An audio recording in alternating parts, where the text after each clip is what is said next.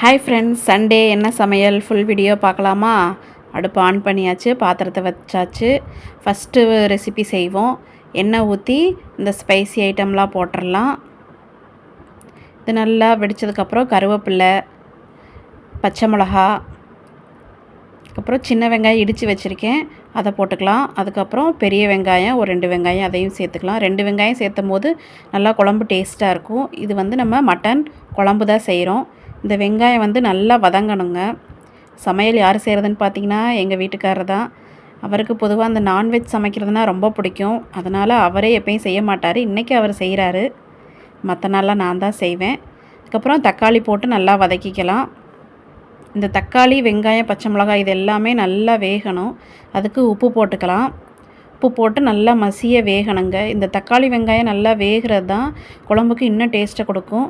இஞ்சி பூண்டு பேஸ்ட்டு ஒரு 2 ஸ்பூன் சேர்த்துக்கலாம், கறிக்கு தகுந்தாப்பில். 1 கிலோ மட்டன் எடுத்திருக்கோம். அதை வேக வச்சு வச்சுருக்கோம் பார்த்திங்களா, அதில் குழம்புக்கு முக்கால்வாசி எடுத்தாச்சு. அதை தான் இதில் போடுறோம். கறிக்கு தகுந்தாப்பில் நம்ம இஞ்சி பூண்டு பேஸ்ட்டு, தக்காளி வெங்காயம்லாம் சேர்த்துக்கலாம். ஒரு 3/4 பதத்துக்கே நல்லா வெந்துருச்சு மட்டனு. போட்டு நல்லா மிக்ஸ் பண்ணிக்குவோம். தக்காளி, வெங்காயம், உப்பு, இந்த மட்டன் இது எல்லாமே நல்லா மிக்ஸ் ஆகணும்.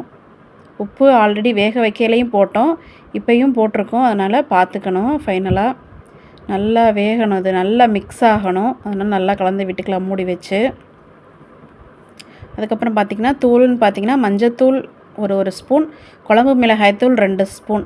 இது தாங்க குழம்பு. எப்போயுமே நாங்கள் இந்த மாதிரி வீட்டு மசாலா மட்டும்தான் போடுவோம், வேறு எதுவும் சேர்க்க மாட்டோம். அதுக்கப்புறம் மட்டன் வேக வச்ச தண்ணி, அது கண்டிப்பாக குழம்புக்கு ஊற்றணும், அப்போ தான் டேஸ்ட்டாக இருக்கும். அதையும் ஊற்றி அப்புறம் குழம்பு நமக்கு எவ்வளோ தேவையோ அதுக்கு தகுந்தாப்பில் நம்ம தண்ணி ஊற்றிக்கலாம் எக்ஸ்ட்ரா. அதுக்கப்புறம் தண்ணி எல்லாமே ஊற்றிட்டு உப்பு பார்த்துக்கலாம். இந்த ஸ்டேஜில் உப்பு பார்த்து வேணும்னா ஆட் பண்ணிக்கலாம், இல்லாட்டி விட்டுறலாம்.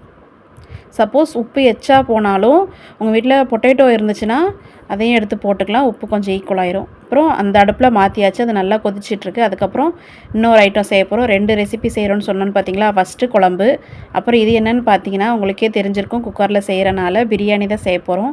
2 ஸ்பூன் நெய், 1 ஸ்பூன் எண்ணெய் ஊற்றி இந்த பட்டை ஐட்டம்லாம் போட்டாச்சு. அதுக்கப்புறம் பெரிய வெங்காயம், பச்சை மிளகா 2 போட்டு நல்லா வதக்கிக்கலாம். வெங்காயம் நல்லா வதங்கினதுக்கப்புறம் தான் தக்காளி ஆட் பண்ணணும். பாருங்கள், தக்காளி ஆட் பண்ணியாச்சு. இதுக்கு தக்காளி 1 தக்காளி போதும். அப்புறம் இஞ்சி பூண்டு பேஸ்ட்டு 2 ஸ்பூன் போட்டுக்கலாம். இது எல்லாமே நல்லா மிக்ஸ் ஆகட்டும், பச்சை வாசம் போய் நல்லா வேகணும்.